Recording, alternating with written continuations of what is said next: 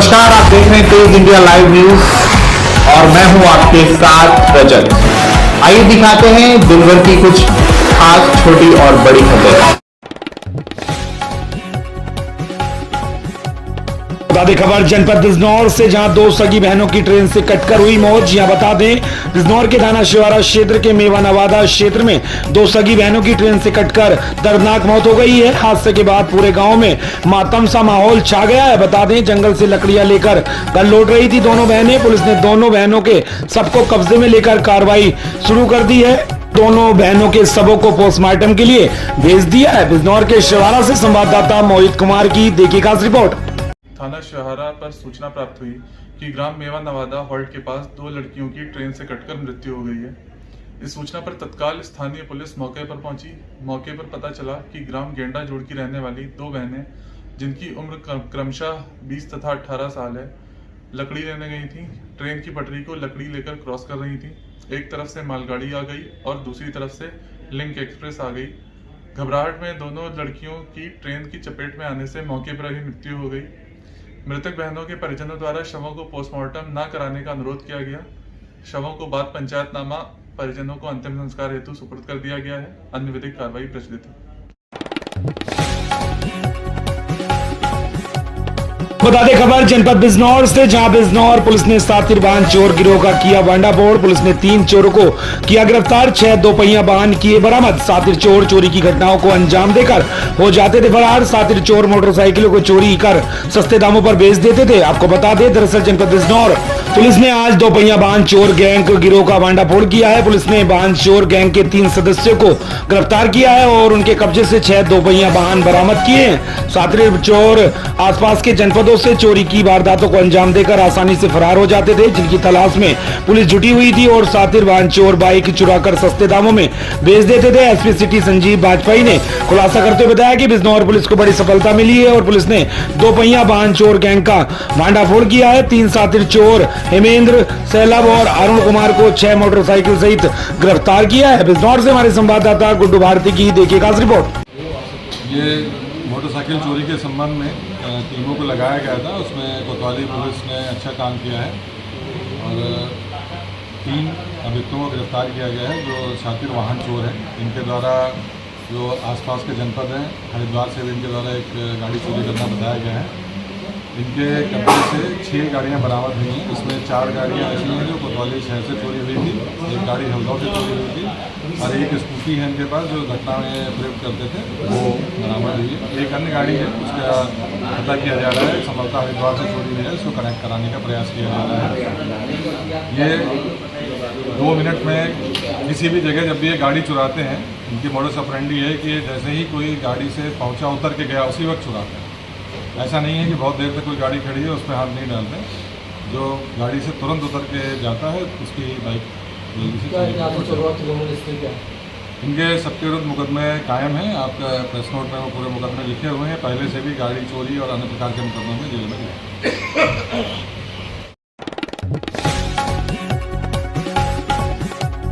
बता दें खबर जनपद बिजनौर से, जहां अब स्वच्छ हवा के लिए भी लोगों को टिकट लेना पड़ेगा। यह बात सुनने में जरूर अटपटी लगेगी, लेकिन सत्य है। बता दें बिजनौर में घूमने के लिए मात्र एक वन विभाग का पार्क है, जिसमें सैकड़ों बुजुर्ग सुबह को न केवल घूमने जाते हैं अपितु प्राणायाम कर निरोगी रहने के लिए व्यायाम करते हैं। बता दें और प्रदूषण भरी हवा से निजात पाते हैं। वन विभाग ने आज से अचानक पार्क के दरवाजे बंद कर दिए और ताला लगा दिया है। नियमित रूप से घूमने आने वाले लोगों को यह देखकर धक्का लगा है। बता दें लेकिन वन विभाग के अधिकारी नहीं पसीजे। इस मामले को लेकर लोगों ने तीखी बहस भी की। वन विभाग के अधिकारी भविष्य में टिकट लेकर पार्क में घूमने की बात कह रहे हैं। वन विभाग ने पार्क में प्रवेश के लिए प्रति व्यक्ति 10 तथा बुजुर्ग लोगों के लिए 200 रुपए प्रति माह का टैक्स व शुल्क निर्धारित किया है। साफ हवा पर पहरा बैठा दिया जाने से विपक्षी दलों को एक मुद्दा मिल गया है। बता दें कांग्रेस ने वन विभाग की कारस्तानी पर सरकार की तानाशाही करार दिया है और तीखी प्रतिक्रिया देते हुए पार्क में प्रवेश को निःशुल्क किए जाने की मांग की है।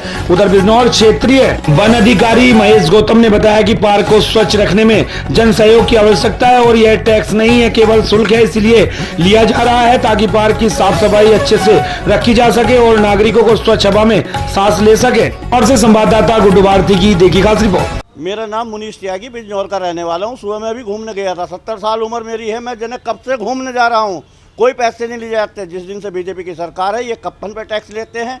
आज वन विभाग पे घूमने वालों की, इंदिरा पार्क में घूमने वालों से, सीनियर सिटीजनों से भी पैसे वसूलने के लिए इन्होंने पंपलेट लगाने का काम किया है और लोगों के साथ बदतमीजी करने का काम किया है। और वे कह रहे हैं हम लोगों को खर्चा चाहिए यहाँ की सफाई के लिए।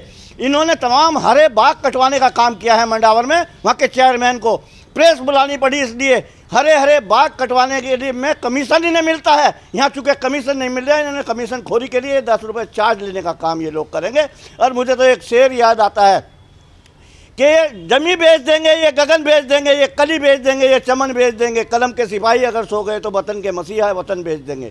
ये बेचने में लगे हैं, इस तरह उगाई करने में लगे हैं। ये जनता जाग चुकी है और अब इन्हें 12-12 कोस तक दिखाई नहीं देंगे ये सारे के सारे। देखिए, ये इकलौता पार्क है, इसमें वसूली नहीं है, ये टिकट है, टिकट व्यवस्था लगाई है। और हमारी इको विकास समिति एक गठित है जिसका रजिस्ट्रेशन नंबर है, रजिस्टर्ड है और शासनादेश के क्रम में बनाई गई है। ये इंदिरा पार्क एक इकलौता पार्क है और बिजनौर के हार्ट में पार्क है और इससे अच्छी जगह जो है नहीं हो सकती। तो हमारा ये समिति का ये काम है कि यहाँ लोगों को ज़्यादा से ज़्यादा सफाई और ये जो है इकोसिस्टम जो फैसिलिटीज़ है वो दे और लोगों को एक अच्छा वातावरण, वनीय वातावरण, जिनको एहसास हो कि भाई हम यहाँ सांस ले रहे हैं और अंदर शहर में जाकर सांस ले रहे हैं, तो अंतर पता चले, डीप ब्रीथिंग से पता चले उन्हें। दूसरा, इसमें जन सहयोग की बहुत आवश्यकता है और सब लोगों से अपील है कि वो इसके जो मेंटेनेंस के लिए और जो इसकी साफ़ सफाई के लिए, इसके अनुरक्षण के लिए कि जितना हमें ज़रूरत है, मिनिमम हमने लगाया है 10 रुपये प्रति व्यक्ति और जो सीनियर सिटीजन है 200 रुपये मासिक, जो कि न्यूनतम है एकदम, और 300 रुपया जो सीनियर सिटीजन नहीं है, ऐसे लोगों के लिए टिकटिंग व्यवस्था की है।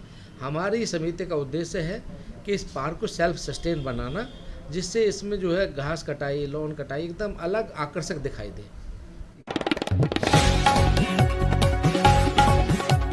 तो बता दें खबर सहारनपुर से, जहां कारितास इंडिया ने धूमधाम से मनाया अंतर्राष्ट्रीय शांति दिवस। जी बता दें, अंतर्राष्ट्रीय शांति दिवस के अवसर पर कारितास इंडिया द्वारा संचालित संवाद परियोजना के अंतर्गत ग्राम सड़क दूधली में MM इंटरनेशनल स्कूल के सहयोग से विशाल शांति मार्च निकालकर शांति के प्रतीक कबूतर को आसमान में उड़ाकर अंतर्राष्ट्रीय शांति दिवस मनाया गया। सहारनपुर से हमारे संवाददाता खुशनवाज खान की देखिए खास रिपोर्ट।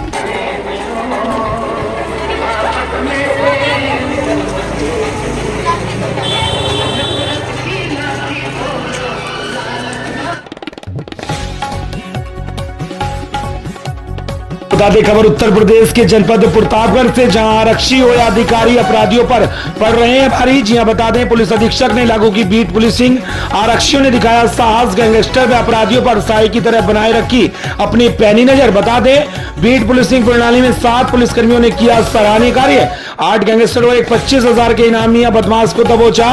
वहीं बीट पुलिसकर्मियों के सराहनीय कार्य पर उन्हें किया जाएगा पुरस्कृत। आपको बता दें खबर प्रतापगढ़ से, जहां जनपद की पुलिसिंग कुछ इस प्रकार से हो रही है कि आरक्षी से लेकर वरिष्ठ पुलिस अधिकारियों की नीतियां अपराधियों पर भारी पड़ रही हैं। पुलिस अधीक्षक ने बीट पुलिसिंग प्रणाली को जनपद में विकसित करके आरक्षियों के कांधों को विश्वास और जिम्मेदारी से लैस किया है। और तो वहीं आरक्षियों ने भी खाकी का फर्ज अदा करके गैंगस्टर जैसे बड़े अपराधियों को सलाखों के पीछे पहुंचाने के लिए फील्डिंग सजा दी है। वहीं जनपद का एक गैंगस्टर पुलिस के रडार पर है और बीट पुलिसिंग कर रहे हैं आरक्षी साई की तरह उनके पीछे लगे हैं। हाल में हुई आपराधिक घटनाओं में जैसे गैंगस्टर की नजर आई, वैसे ही उनको दर दबोचा गया।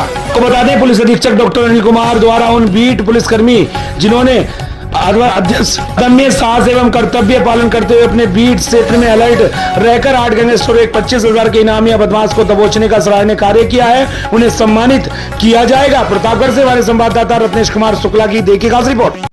ये बीट पुलिसिंग को डीजीपी महोदय के निर्देशानुसार सुदृढ़ करने के लिए जो बीट पुलिस प्रणाली है उसको सक्रिय किया गया था।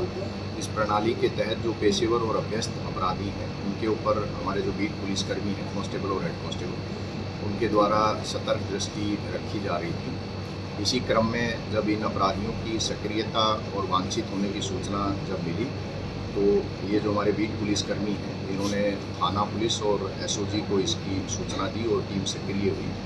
उसी के परिणाम स्वरूप पिछले 24 घंटे में 8 गैंगस्टर एक्ट के वांछित अभियुक्त गिरफ्तार किए गए हैं उसमें से एक अभियुक्त पर 25,000 रुपये का पुरस्कार घोषित था, उसको पुलिस मुठभेड़ में गोली लगने के उपरांत गिरफ्तार किया गया और अन्य जो गैंगस्टर एक्ट के वांछित अभियुक्त हैं उनको भी गिरफ्तार किया गया।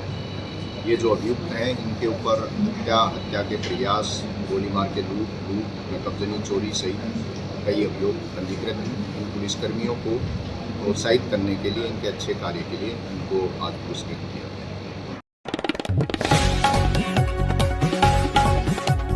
बता दें खबर जनपद प्रतापगढ़ से, जहां यूरिया से डीजल एग्जॉस्ट से यूरिया फ्यूल्ड बनाने वाली फर्जी फैक्ट्री का हुआ भांडाफोड़। जो बता दें कंदाई थाने के इंस्पेक्टर अवन कुमार दीक्षित में अमराई को मिली बड़ी कामयाबी। मुखबिर खास की सूचना पर यूरिया से डीजल एग्जॉस्ट फ्यूल यूरिया बनाने वाली फैक्ट्री का किया भांडाफोड़। बता दें जिसका इस्तेमाल BS6 गाड़ियों में डालने के रूप में किया जाता था। उपयोग नकली घोल बनाकर ब्रांडेड डिब्बों, टाटा और गल्फ जैसी नामकर कंपनियों के लोगो लगाकर मार्केट में की जाती थी बिक्री। कंदाई पुलिस इंस्पेक्टर अवन कुमार दीक्षित में अमराई ने 3 लोगों के एक बाल आबकारी को किया गिरफ्तार। बता दे भारी भरकम सामान जिसमें टाटा और गल्फ कंपनी के लोगो लगे 25 लीटर की बाल्टी, घोल बनाने का यंत्र समेत बना हुआ लिक्विड माल बरामद हुआ है। बता दें मामला कंदाई थाने के इटवा बाजार के पास का है, जहां एक घर में चलती थी अवैध फैक्ट्री। अगर से हमारे संवाददाता रत्नेश कुमार शुक्ला की देखिएगा रिपोर्ट। ये थाना कंदाई की पुलिस द्वारा ग्राम इटौरा में 3 अभियुक्तों को गिरफ्तार किया है, जिसमें 2 अभियुक्त है और एक बाल अपचारी है। अभियुक्त के नाम जमीलुद्दीन और तंजीर है। जमीलुद्दीन कंदाई थाना क्षेत्र का ही रहने वाला है और दूसरा तंजीर ये सुल्तानपुर का रहने वाला है और एक इसमें बाल अपचारी है अलग से। इन्होंने फर्जी एग्जॉस्ट फ्लोट की फैक्ट्री लगाकर और विभिन्न कंपनियों जैसे टाटा मोटर्स की और गल्फ की फर्जी लोगो लगाकर फ्लोट को बाल्टियों में भरकर विभिन्न कंपनियों की और ये मार्केट में सप्लाई करते थे और इनके कब्जे से 2100 लीटर फ्लोट एग्जॉस्ट फ्लोट बरामद किया गया है। ये यूरिया से बनता है और करीब 10 अदद टंकी बरामद की गई है जो 1000 लीटर की है और 2000 लीटर की है। ये भी विभिन्न कंपनियों की है। 30 अदद टाटा मोटर्स की और 20 अदद गल्फ की बाल्टी बरामद हुई है और भरी हुई बाल्टी टाटा मोटर्स की बरामद हुई है। QR कोड के लिए जो लोगो प्रयोग करते थे वो बरामद हुआ है और इसमें प्रयुक्त होने वाले संयंत्र, हथौड़ा, पंप इत्यादि मिक्सर यंत्र बरामद हुए हैं। इनके अभियुक्तों को गिरफ्तार करके सुसंगत धाराओं में अभियोग पंजीकृत करके इनको जेल भेजा जा रहा है।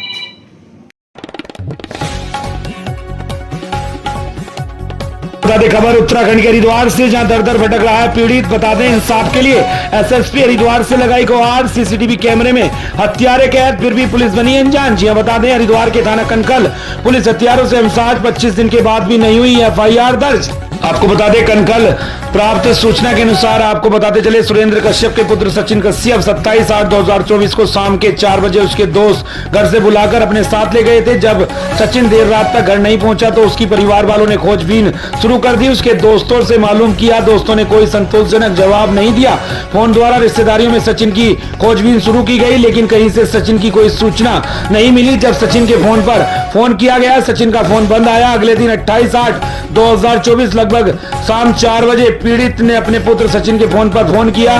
फोन जगदीशपुर चौकी पुलिस ने उठाया और कहा कि आपके बेटे सचिन की आम के बाग में पेड़ से लटकी हुई लाश मिली है जो GD हॉस्पिटल हरिद्वार मोर्चरी में रखी हुई है। अब हरिद्वार सरकारी अस्पताल में आ जाओ और अपने पुत्र की पहचान कर लो। इतना सुनते ही परिवार वालों के तले जमीन खिसक गई और पूरा परिवार हरिद्वार सरकारी अस्पताल पहुंच गया, जहां पर मोर्चरी में सचिन की लाश को देखकर परिवार में हाहाकार मच गया, जिसकी तहरीर लेकर 1/8/2024 थाना कनकल थाना प्रभारी के पास पहुंचे, जिसकी कार्रवाई आज तक नहीं हुई है। बार बार थाना बुलाकर कार्रवाई का आश्वासन देते चले आ रहे हैं। दूसरा प्रार्थना पत्र 18/9/2024 को कनकल थाने में दिया, उसके बाद भी आज तक कोई कार्रवाई नहीं हुई। वहीं पीड़ित ने थक हार कर एक प्रार्थना पत्र SSP हरिद्वार को दिया है। अब आगे देखना होगा मामले में SSP द्वारा क्या कार्रवाई की जाएगी। ऐसे हमारे संवाददाता राकेश कुमार की देखिए खास रिपोर्ट।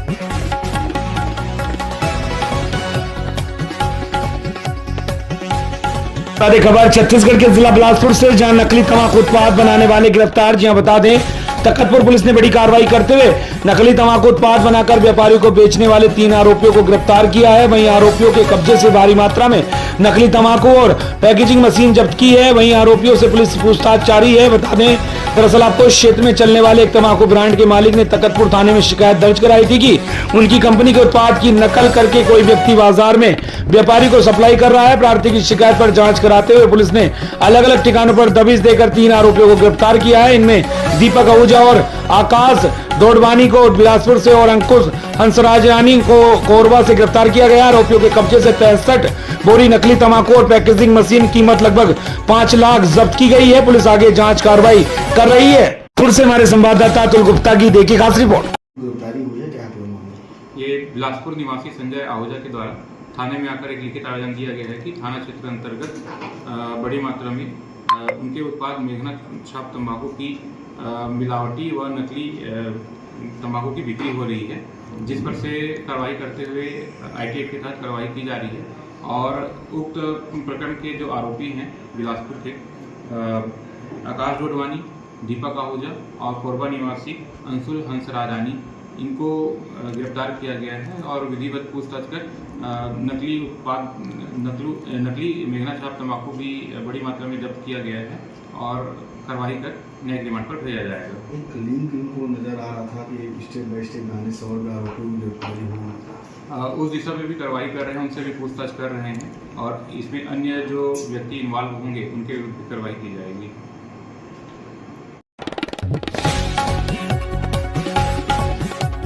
को बता दें खबर छत्तीसगढ़ के रायपुर से, जहां उप मुख्यमंत्री अरुण साव ने कैबिनेट की बैठक में लिए गए निर्णयों की जानकारी दी। आपको बता दें, उप मुख्यमंत्री अरुण साव ने आज मंत्रालय में राज्य कैबिनेट की बैठक के बाद पत्रकार वार्ता को संबोधित किया। उन्होंने पत्रकार वार्ता में कैबिनेट की बैठक में लिए गए निर्णयों की जानकारी दी। आपको बता दें, रायपुर से हमारे संवाददाता अतुल गुप्ता की देखिए खास रिपोर्ट। अनुमोदन मंत्री परिषद ने किया है।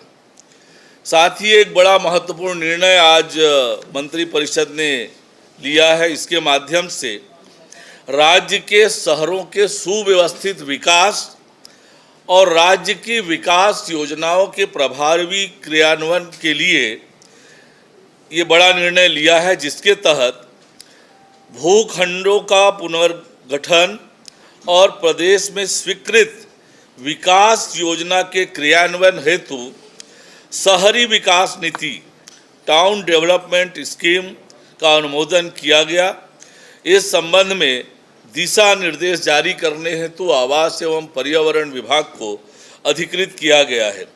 प्रदेश में विकास योजनाओं में प्रस्तावित जनोपयोगी भूमि के समुचित रूप से विकास करने, अतिक्रमण तथा अवैध निर्माणों को हतोत्साहित करने एवं शहरी आबादी को आधुनिक नागरिक सुविधाओं के अभाव और सुविधाओं के निराकरण के लिए इस शहरी विकास नीति का निर्धारण किया गया है। नगर विकास योजना आवासीय, वाणिज्यिक, औद्योगिक तथा अन्य प्रयोजन हेतु क्रियान्वित की जा सकेगी। इस तरह से ये महत्वपूर्ण निर्णय लिए गए और निश्चित रूप से इन निर्णयों का एक बड़ा असर आने वाले समय में आपको दिखेगा।